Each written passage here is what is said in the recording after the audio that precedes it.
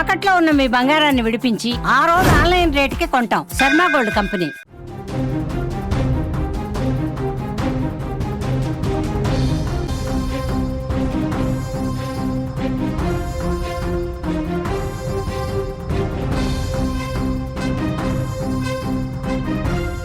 Breaking news చూస్తున్నాం. ధర్మస్థలలో దర్యాప్తుకు భారీగా ఖర్చు అవుతోంది.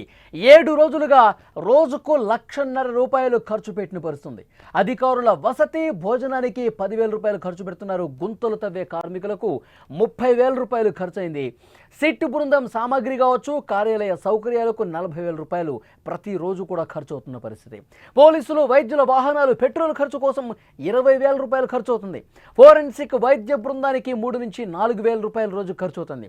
తాత్కాలిక టెంట్లకు, అక్కడ ఉన్నటువంటి గుడారాలకు అన్నీ కలిపి ₹3,000 నుంచి ₹4,000 ఖర్చు అవుతుంది. అలాగే భోజనాలు కావచ్చు, స్నాక్స్ కావచ్చు, టీ కాఫీలు కావచ్చు, వీటి ఖర్చు వచ్చేసరికి ₹10,000 ప్రతిరోజు ఖర్చు అవుతోంది. సో ధర్మస్థల మిస్టరీని ఛేదించేందుకు సిట్ బృందం తీవ్రంగా కసరత్తు చేస్తోంది, కృషి చేస్తోంది. అక్కడ తవ్వకాలు చేస్తూ ఉన్నారు. ఫిర్యాదు చేసినటువంటి వ్యక్తి మాటలు నిజమా కాదా అని కనుగొనేందుకు వారం రోజులుగా తవ్వకాలు చేస్తూనే ఉన్నారు. జూలై 28వ తారీఖు నుంచి ధర్మస్థలలో అతడు సూచించిన ప్రాంతాల్లో తవ్వకాలు జరుగుతున్నాయి. ఒకవైపు తవ్వకాలు చేస్తుండగానే మరోవైపు దొరికిన ఆనవాళ్లను విశ్లేషిస్తున్నారు. ఎలాగైనా ధర్మస్థల రహస్యాన్ని బయట పెట్టేందుకు ప్రయత్నం చేస్తున్నారు. అధికారుల బృందం తీవ్రంగా కృషి చేస్తుంది. అయితే మొదటి రోజు 28వ తారీఖు నుంచి ఈ తవ్వకాలు జరుపుతున్న రోజు నుంచి కూడా ఖర్చు కూడా భారీగా తడిసి మోపిడవుతున్న పరిస్థితుంది. ప్రతిరోజు కూడా ఖర్చు విపరీతంగా జరుగుతోంది. ₹1,50,000 వరకు ఖర్చు పెడుతున్నటువంటి పరిస్థితి ఉంది. అక్కడ ఉన్నటువంటి అధికారులు కావచ్చు, అక్కడ కార్మికులు కావచ్చు, విపరీతంగా ఖర్చు పెట్టాల్సిన పరిస్థితి ఉంది. ప్రతిరోజు 29 మందితో కూడినటువంటి బృందం పనిచేస్తోంది. వారం రోజులుగా నేత్రావతి నది ఒడ్డున తవ్వకాలు చేస్తున్నారు. వారి రోజువారీ ఖర్చు భారీగా ఉందనే వార్త ఇప్పుడు ఆసక్తిని రేపుతున్న పరిస్థితి ఉంది.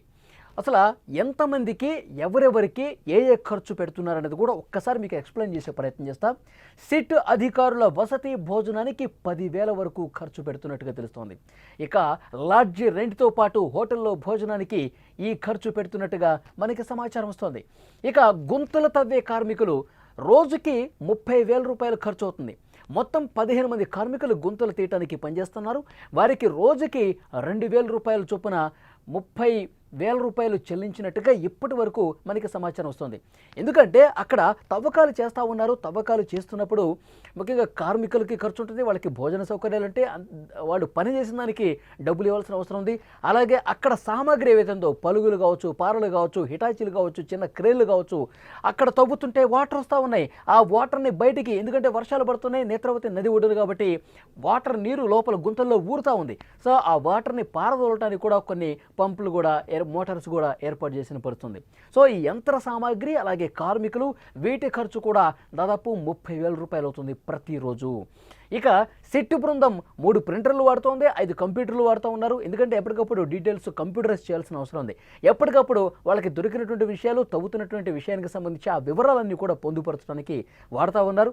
ఇతర సామాగ్రి అన్నీ కలిపి కార్యాలయ సౌకర్యాల కోసం ₹40,000 వరకు ఖర్చు అవుతున్నట్టుగా తెలుస్తోంది. అలాగే తవ్వకాలు జరిపేందుకు వస్తున్నటువంటి అధికారులు, వైద్య బృందాల రాకపోకలకు ₹20,000 ఖర్చు పెడుతున్నారు. ఎందుకంటే ప్రతిరోజు ఉదయం 11 గంటల నుంచి సాయంత్రం 5 గంటలు, 6 గంటల వరకు కూడా వాళ్ళు జర్నీ చేయాలి. వాళ్ళు ఒక దగ్గర అకామిడేషన్ ఇచ్చారు. అకామిడేషన్ ఇచ్చి వాళ్ళు తమ వెహికల్స్లో ఇక్కడికి వస్తూ ఉంటారు. సో అనేక బృందాలుగా వైద్యుల బృందం కావచ్చు, అధికారుల బృందం కావచ్చు, తర్వాత అక్కడ ఉన్నటువంటి కార్మికులను తోలించడం కావచ్చు, ఇవన్నీ కూడా ట్రాన్స్పోర్ట్ ఉదయం నుంచి సాయంత్రం వరకు మధ్యాహ్న టైంలో వాళ్ళు భోజనం కోసం. సో 3 సార్లు వాళ్ళు అప్ అండ్ డౌన్ ట్రావెలింగ్ చేయాలి. సో దీనికోసం పెట్రోల్ ఖర్చులకు, డీజిల్ ఖర్చులు కూడా భారీగా నమోదవుతున్నటువంటి పరిస్థితి ఉంది. ఇక ఫోరెన్సిక్ వైద్య బృందం రోజుకు ₹3,000 నుంచి ₹4,000 వరకు ప్రత్యేక పరికరాల కోసం ఖర్చు చేస్తున్నారు. ఎందుకంటే ఏ చిన్నపాటి అవశేషం దొరికినా, ఏ చిన్నపాటి ఆధారం దొరికినా దాన్ని విశ్లేషించడానికి, దాన్ని భద్రంగా వాళ్ళు పొందుపరిచి, భద్రపరిచి వాటిని ల్యాబ్స్కు పంపించాల్సినటువంటి అవసరం ఉంది. సో వాళ్ళకి అనుమానం ఉన్న ప్రతి వస్తువు కూడా, ఒకవేళ ఎముక దొరికినా, ఒకవేళ ఎముక దొరకకుండా మట్టిలో ఏదో ఉందని ఒక అనుమానం ఏదైనా కలిగినా ఆ మట్టిని విశ్లేషించాల్సినటువంటి అవసరం ఉందని చెప్పి ఆ ఫోరెన్సిక్ నిపుణులు భావించిన దాన్ని భద్రంగా ల్యాబ్కు తీసుకువెళ్ళాలి. ల్యాబ్కు తీసుకువెళ్ళి సంబంధిత పరికరాలతో దాన్ని విశ్లేషించాల్సినటువంటి అవసరం ఉంది. సో దానికి కూడా ఖర్చు పెట్టాల్సిన పరిస్థితి ఉంది. ఇంకొకటి, గుంతలు ఉన్న ప్రదేశంలో తాత్కాలిక టెంట్లకు 3,000 నుంచి 4,000 రూపాయల వరకు ఖర్చు చేస్తున్నట్టుగా కథనాలు వస్తున్నాయి. ఎందుకంటే వాళ్ళు అక్కడికి వెళ్ళినప్పుడు ఒకవైపు తవ్వుతూ ఉంటారు, వర్షం పడతా ఉంది, సో దానికోసం టెంట్లు ఏర్పాటు చేయాలి. అక్కడ గ్రీన్ మ్యాట్స్ ఏర్పాటు చేసినటువంటి పరిస్థితి కూడా ఉంది. ఎందుకంటే అక్కడ చాలామంది ఏం జరుగుతుందో ఉత్కంఠ కనిపిస్తుంది. తవ్వకాలు ఏ విధంగా జరుగుతున్నాయో తెలియాల్సినటువంటి అవసరం ఉంది. సో ఆ తవ్వకాలు జరుపుతున్నప్పుడు, మట్టి అంతా తీస్తున్నప్పుడు అక్కడ అధికారుల బృందం కూర్చోటానికి కావచ్చు, టెంట్లు ఏర్పాటు చేయడం కావచ్చు, వర్షం పడుతుంది కాబట్టి తగు చర్యలు తీసుకోవాలి. కాబట్టి అందుకు తగ్గ కనీస అవసరాలు ఏవైతే ఉన్నాయో వాటి కోసం ఖర్చు పెడుతున్నటువంటి పరిస్థితి ఉంది. ఇక ఈ బృందం 3 పూట్ల భోజనాలు, స్నాక్స్ కోసం ప్రతిరోజు కూడా ఉదయం టిఫిన్ దగ్గర నుంచి మధ్యాహ్నం లంచ్ కావచ్చు, ఈవినింగ్ స్నాక్స్ కావచ్చు, అలాగే టీ కాఫీలు కావచ్చు, వీటన్నిటి ఖర్చు ప్రతిరోజు 10,000 రూపాయలుగా కనిపిస్తోంది. సో 28వ తారీఖు ప్రారంభమయ్యాయి తవ్వకాలు. ఈ వారం రోజుల పాటు తవ్వకాలు చేస్తుంటే కేవలం 10 స్పాట్లో తవ్వకాలు చేస్తే ఆ పారిశుద్ధ్య కార్మికుడు ఎక్కడైతే గుర్తింపు చేశాడో ఇక్కడ నేను పాతిపెట్టానని చెప్పి ఆ మార్కింగ్స్ 13 చోట్ల పెడితే 10 చోట్ల ఈ వారం రోజుల వ్యవధిలో కంప్లీట్ అయినటువంటి పరిస్థితి ఉంది. మరి ఈ 10 చోట్ల తవ్వితే కేవలం 6వ స్థానంలో మాత్రమే, ఆ స్పాట్లో మాత్రమే 25 ఎముకలు బయటపడ్డాయి. మిగతా ఎక్కడ కూడా మానవ అవశేషాలు బయటపడలేదని చెప్పి ఇప్పటివరకు మనకు అందుతున్న సమాచారం. సో అందుకు తగ్గట్టుగా ఇప్పుడు ఈరోజు కూడా 11, 12, 13 ఈ 3 స్థానాల్లో తవ్వకాలు జరుగుతున్నాయి. సో ఇప్పటి వరకు ఆయన ఖర్చు ప్రతిరోజు ఖర్చు 1,50,000 రూపాయల వరకు దాదాపు అయినట్టుగా తెలుస్తుంది. సో డెఫినెట్గా 10 లక్షల వరకు, వారం రోజుల్లోనే 10 లక్షల వరకు ఈ తవ్వకాల కోసం ఖర్చు పెట్టినటువంటి పరిస్థితి ఉంది. అంటే ఇప్పుడు మళ్ళీ 3 స్పాట్లు మిగిలిన్నాయి, 11, 12, 13. ఈ 3 స్పాట్లలో ఏమైనా దొరుకుతాయని చెప్పి ఉదయం 11 గంటల నుంచే మళ్ళీ అందరూ కూడా ఆ స్పాట్ల దగ్గరికి చేరుకున్నారు. ప్రస్తుతం తవ్వకాలు జరుగుతున్నటువంటి సమాచారం వస్తుంది, తవ్వకాలు చేస్తూ ఉన్నారు. కానీ ఇప్పటి వరకు 11వ స్థానంలో పలానా వస్తువు బయటపడింది, మానవుల అస్థికలు కానీ మానవ మృతదేహానికి సంబంధించిన అవశేషాలు కానీ ఏమీ కూడా బయటపడలేదు. మనకి అక్కడి నుంచి లైవ్ ఇన్ఫర్మేషన్ వస్తుంది. ఇప్పటి వరకు ఎలాంటి బయటపడ్డ సమాచారం లేదు. అయితే 11వ స్థానంలో ఏమన్నా కనిపిస్తుందా, 12లో కనిపిస్తుందా, 13 చివరి స్థానం మీద ఎక్కువ హోప్ పెట్టుకున్నాడు ఆ పారిశుద్ధ్య కార్మికుడు. 13వ స్థానంలో నేను ఎక్కువగా మృతదేహాలు ఖననం చేసినటువంటి నాకు గుర్తొస్తుంది, ఈ ప్లేసులో ఎక్కువగా మీకు ఆధారాలు లభించవచ్చని ఆయన చెప్తున్నాడు. సో ఈ సాయంత్రం వరకు ఈ 3 స్థానాలు కంప్లీట్ అవుతాయా, లేదంటే మరికొన్ని రోజులు తీసుకుంటారో చూడాలి. సో ఈ రోజు కూడా ఖర్చు దాదాపు 1,50,000 రూపాయలు ఉంటుంది డెఫినెట్గా. సో డెఫినెట్గా ఈ ఖర్చుకి ఇప్పుడైనటువంటి 10 లక్షలకి ఇంకా అదనంగా పెరిగే అవకాశం ఉంది. ఈ 3 స్పాట్లలో కూడా ఒకవేళ ఏమీ దొరక్కపోతే, 11, 12, 13లో కూడా మొన్నట్లాగా ఏమీ కనిపించకపోతే, ఎలాంటి అవశేషాలు దొరకకపోతే అప్పుడు సిట్ అధికారులు మరికొన్ని ప్లేసులు కూడా ఎంచుకునే అవకాశం ఉంది అని చెప్పి సమాచారం వస్తుంది.